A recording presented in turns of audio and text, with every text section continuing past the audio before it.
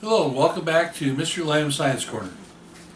Today we're starting with a math game called Hexie, or sometimes just plain Hex. You can see it either way in Google. It basically looks like this. I don't know how close we can see on here, but these are hexagons, or as they say in England, hexagons. And we have the O side going from one to the other, and the X side going for the other two.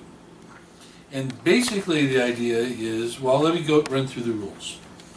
Okay, you can make this any size you want.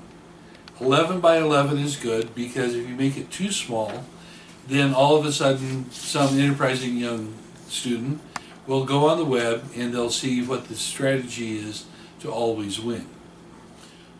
So, as near as I can tell by doing a quick little bit of research today, they haven't come up with a solution for the 11 by 11.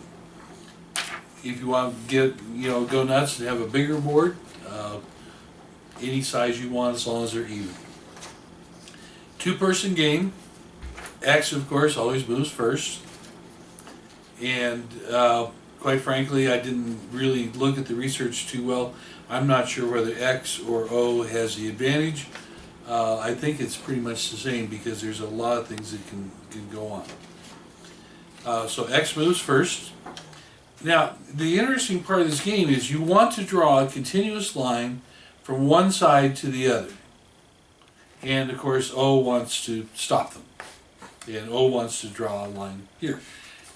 Because of this is even, 11 by 11, they tell me that you can't have a draw. That there's always going to be a winner and a loser. So that's kind of, I'll let you figure out whether that's a good thing or not. So X can start, and X does not have to start along here. They can put a mark in here. And they can put, they don't have to be, the marks in here do not have to be continuous until you want to win, and then you have to be able to draw a continuous line, and it could be, go all over the place. But when you're making your marks, you can start here, get blocked, and then start over here. Okay, start again over here, and eventually you need to be able to draw a continuous line. So, but it doesn't necessarily have to be starting, and it doesn't have to be continuous. So you don't have to start here and go this way, and then if you get blocked, you just say, well, that's it. You just start over here someplace, and you go, and then eventually you need to connect it. So it really is a nice game. It's a game that, quite frankly, I played with my students. I'd get, every once in a while we'd have a game day, and this is one of the games I would have, and I would go challenge a student and do the, not literal slap across the, actually if you're going to challenge somebody, you take the glove and you slap their chest and not the face. Probably back when gloves were made out of steel is when they made that rule. But, or gently throw it on the ground, and if they pick it up, they accept the challenge. Or you just go up and say, hey, I'd like to play a game with you. Do you want to play a game? So, Hexie then, here's one that I made. I tried to outline it a little bit better, and the hexagons didn't come out terribly well on here. But if I show you that, if we can get I don't know if we can get a shot in here or not. But if I'm X, I'm going to mark X in here, and I'm just going to start in the center. And if I'm O, I'm going to go somewhere else. And then I could go X, and I could go O here, and I go X here, and it looks like I'm building a block, but I'm also making a race from this end to this end. So if this guy is going to be smart, he's going to go like X here. and block this. Otherwise, while he's building his line, you know, O has built their line. And so you can do that. So you can be working here and then all of a sudden go over there. And so O says, well, in that case, I'll see you and I'll put a mark there. And so the X has to go around, and then you can make some other marks, and it just, before you know it, you're going to have everything pretty well filled up. So maybe I'll show it here a little bit better.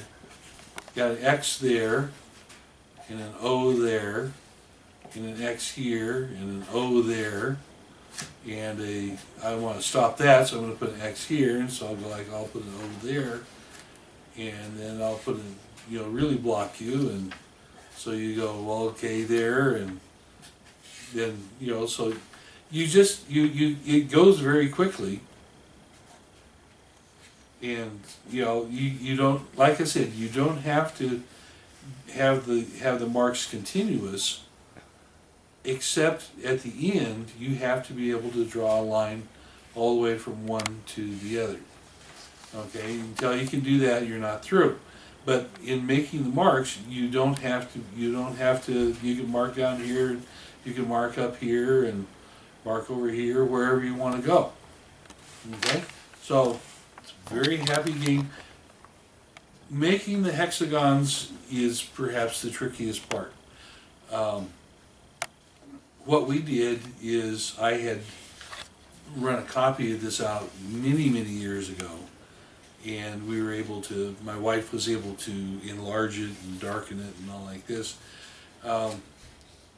It's going to take a lot of time to build it first, unless you can find it on the web, and we looked, and if you're good at computers, then of course you can do better than we did, but it's one of those things that's going to take some time to build.